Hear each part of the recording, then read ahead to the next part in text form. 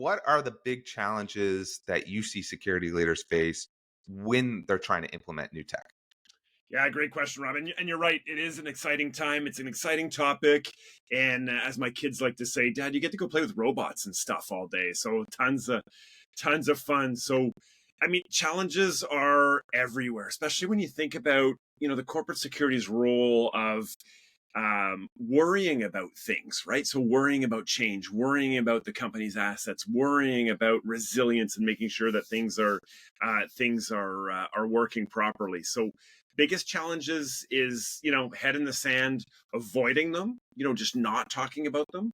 Another one that to me is a quick follow up is what's evolution versus innovation. So evolution to me is, you got the latest camera. Well, you've gone from, I don't know, 5 megapixels or 10 megapixels to 12.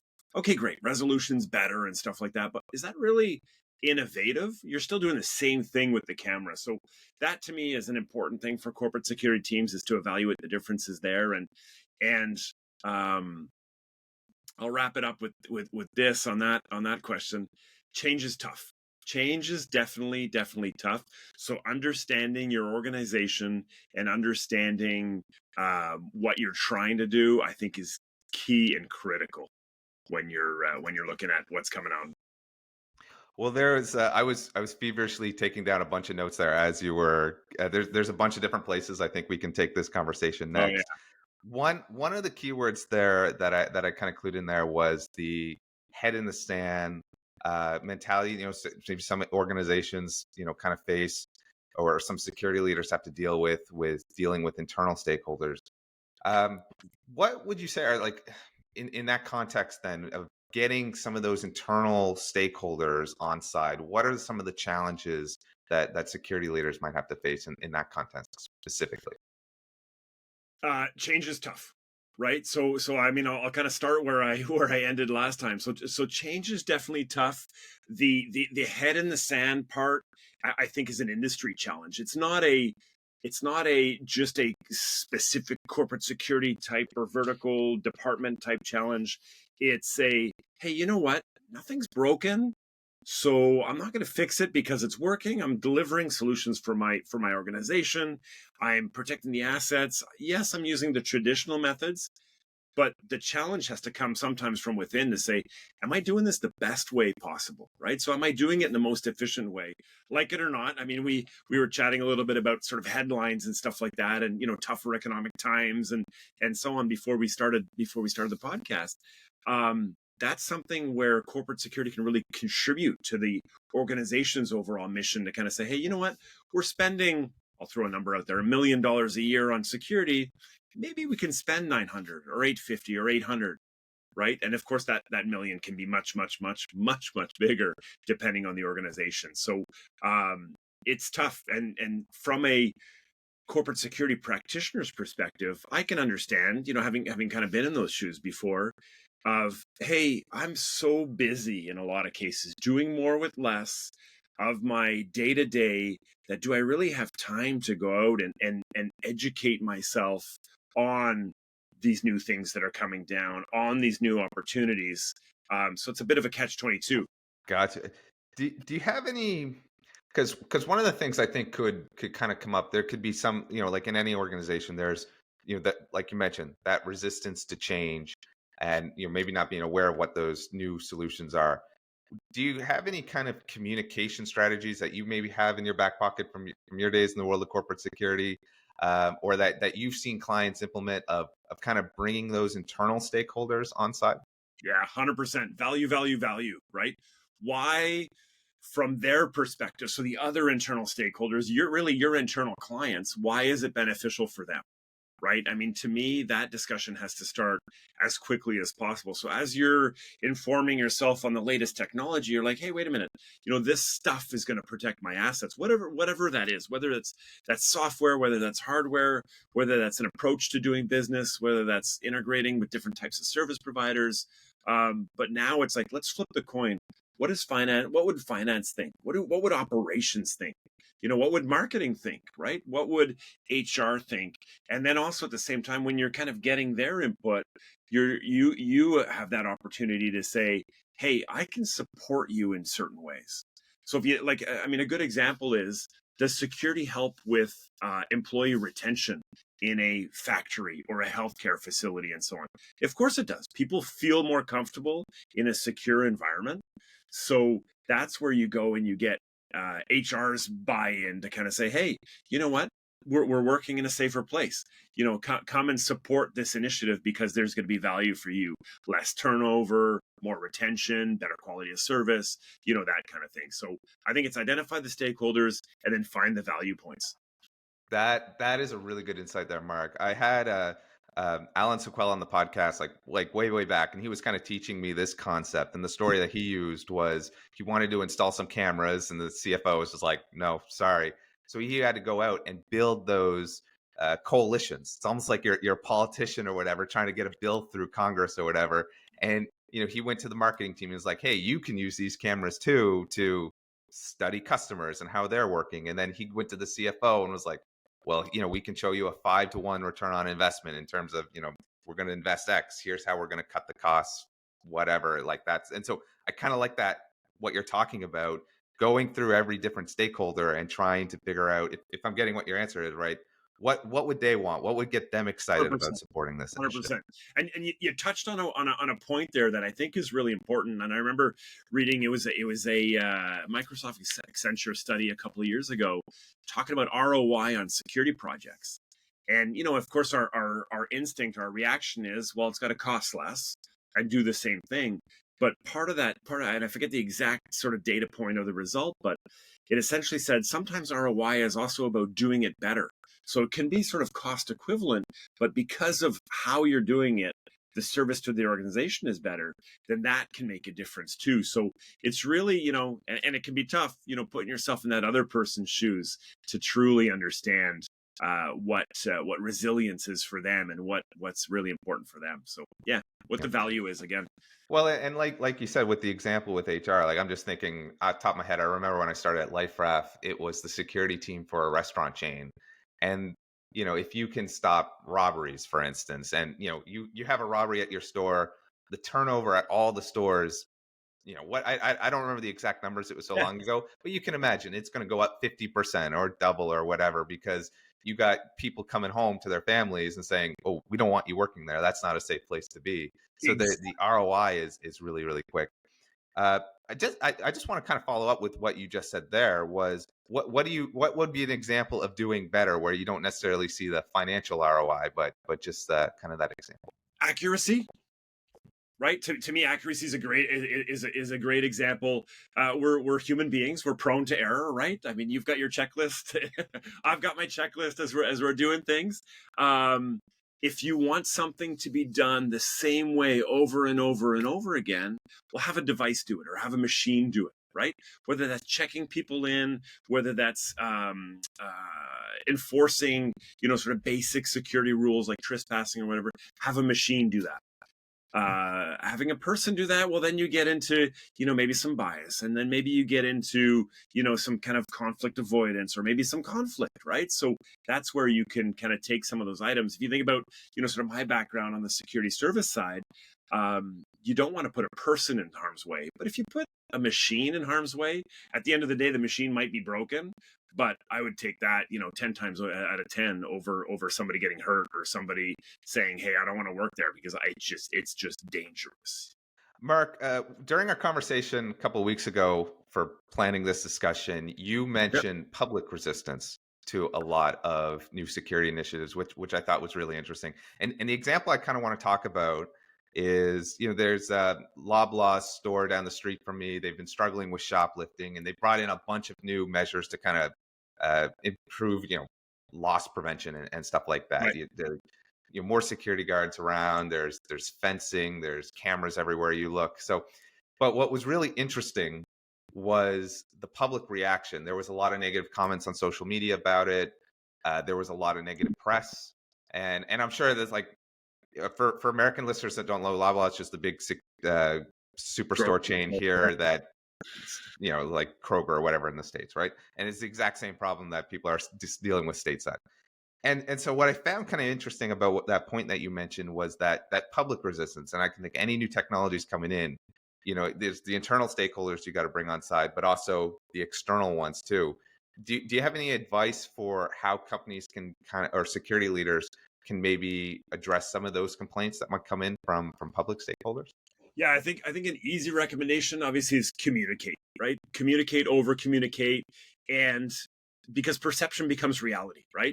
Someone who's been going there for 10 years, to that grocery store chain, they're like, hey, wait a minute, now there's a security officer at the exit. Hey, there's someone in the, I don't know, the high value, the meat section, keeping an eye on me shop.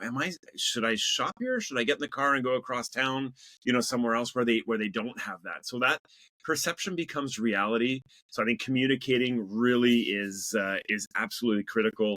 I think understanding the challenge too, right, and tying in the value of what that person's doing. We all know, on the security service side, and just security in general, whether it's corporate security or as a provider, or as a vendor or whatever, it's not just about security, right? That whole department of no, right? I mean, oh, security's here, we're not allowed to do that, right? Security is as much customer service and welcoming as it is, or it can be sort of repressive in terms of a behavior. So that security person that's in a location greets everybody, welcomes them to the location, maybe helps a little bit. At the same time, they're minded to keep an eye on, what's going on. And if that's a device, you think about, obviously, our day-to-day is robotic devices.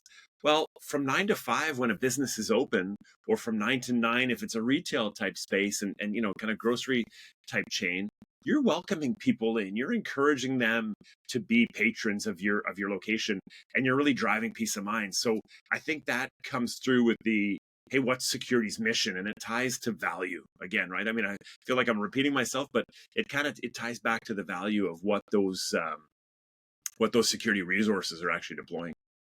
Right. So not necessarily, like, if I'm getting your answer right, the answer is not, when you're bringing the external stakeholders on and the internal stakeholders, it's the same kind of principles in play, but you have to be thinking about those ahead of time. Like, I just imagine if you're just bringing in some cool new piece of tech and you haven't considered bringing in that coalition, you're going to get that resistance. It's definitely going to be tougher, and I think it's understanding where the demand comes from. Security rarely will just kind of come in and say, hey, we're putting in this mitigating measure for this reason. It's coming from us, and we're doing it, without understanding the stakeholders, and that's internal clients, employees, the service providers, perception, the public's perception.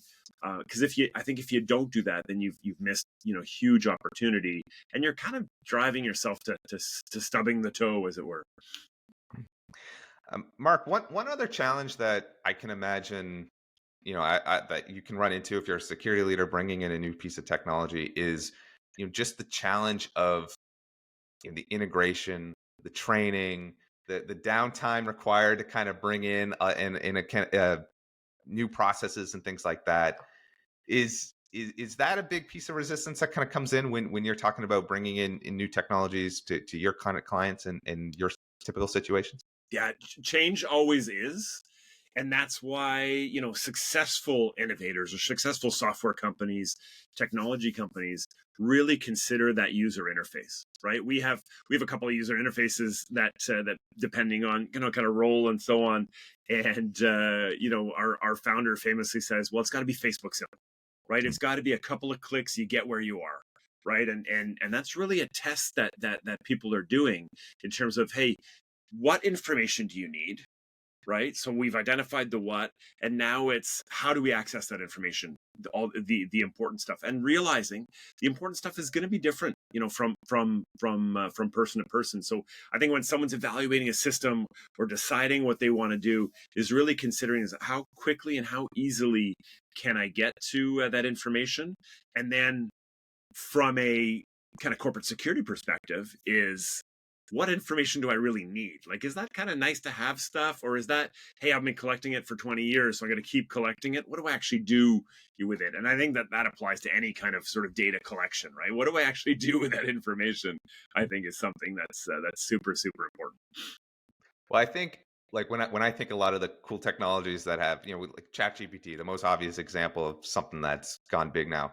One of Yeah. the reasons why I think that worked so well and went so viral so quickly was it's so simple. It's a chat app and you can talk to it like a person. So anyone can use it with basically no training.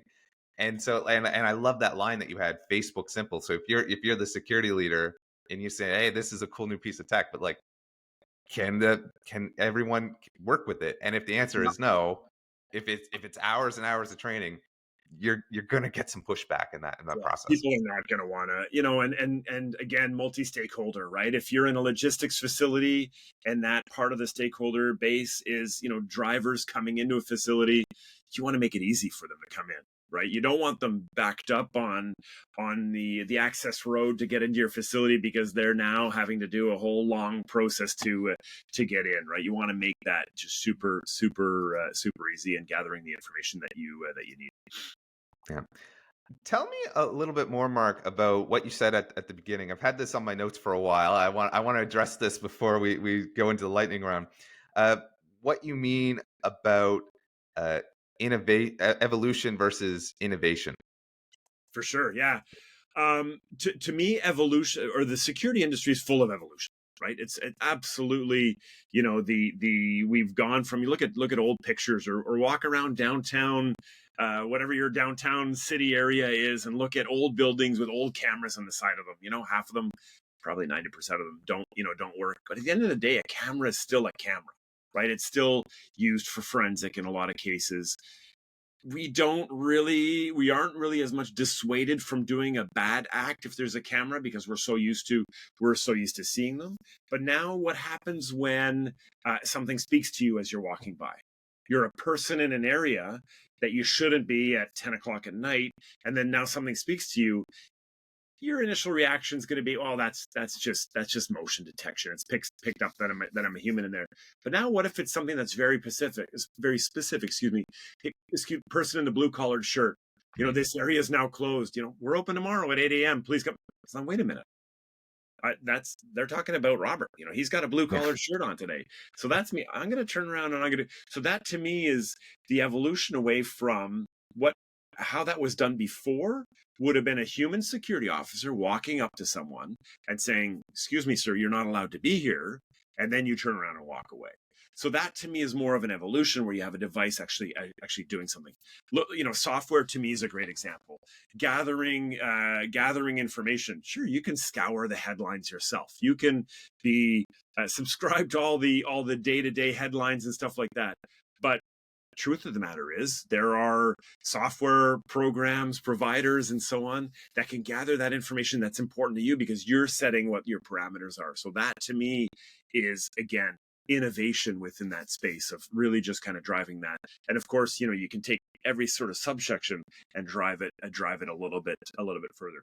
Now, the one thing about innovation is it's definitely tougher to adopt, right? Because you've got more change management to do, and an organization's not going to tell a corporate security department, "Oh, don't use that," because they don't necessarily know, right? But so that's where you really have got to understand, again, what does the organization want, what's the comfort level, and then be able to drive that as you improve your security program. All right, Mark, coming up on the lightning round Uh-oh. segment, which is a new thing that we're trying out for this season of talking threat intelligence. So just going to be a series of general rapid fire questions. And so you're ready to go? Why don't we jump in? I'm ready. All right. Question number one. What emerging technology in security are you most excited about right now? Can I hit this with a caveat before? I know I got a time limit, but I'll be quick. Okay, yeah. The first thing to avoid when you're looking at emerging technologies is the idea of mega trend chasing. Don't chase the latest and greatest. You don't go to GSX or ISC West and say, "Hey, what's the busiest booth?" So that's my first answer. Now, maybe fully against that, I guess, or the opposite to that is, to me, AI is the easy answer, right? It's vague, it's easy, but it's something that's getting integrated into so many security programs, right? Because to me, it really does enable an organization to take advantage of the natural next steps of industrial revolution, right? So really that human plus machine and security services to me is such a an industry or a sector that's ready for that change.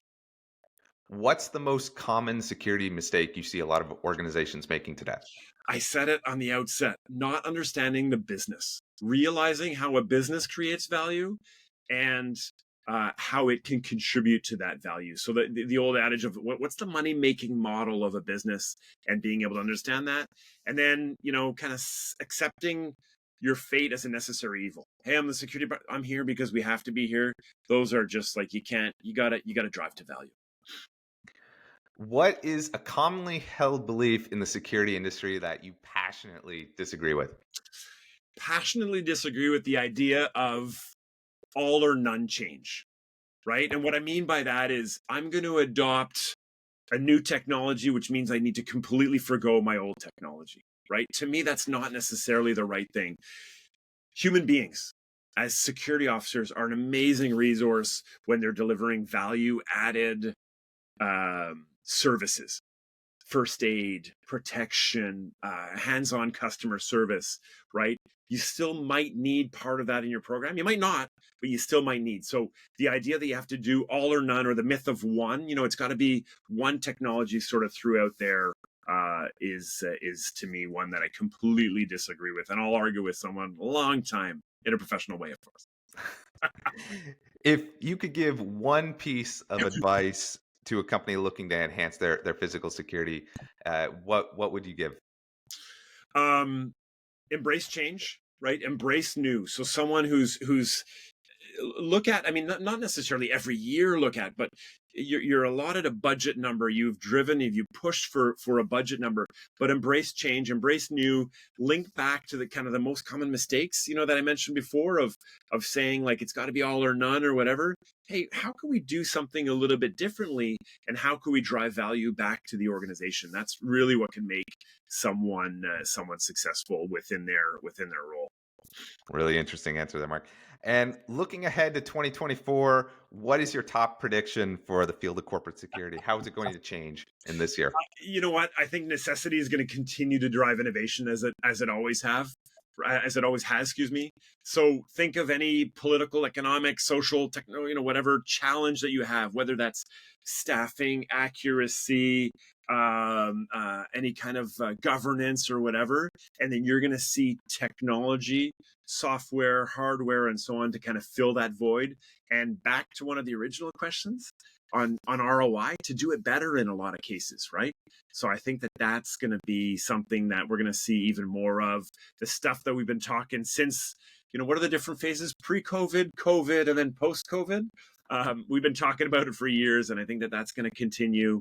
The other piece that I'm excited to see from a industry perspective and a learning perspective, I think conferences are going to continue to evolve, right? Giving more and more room to innovation, more and more room to technology, more and more room to non-traditional players in the security space, right? Because it's about perspectives. So those are, to me, the big things that are going to happen in 2024. All right, Mark, we're coming up on all the time that I promised to take from you today, but I really enjoyed the conversation. Can you tell a little bit of the listeners what you're working on and how can they get in touch if they want to reach out? Absolutely. Best way to get in touch is through LinkedIn. I mean, the easiest way. Mark Folmer. There's not a ton of them out there, which is nice. Based in Canada, so it'll narrow down your search.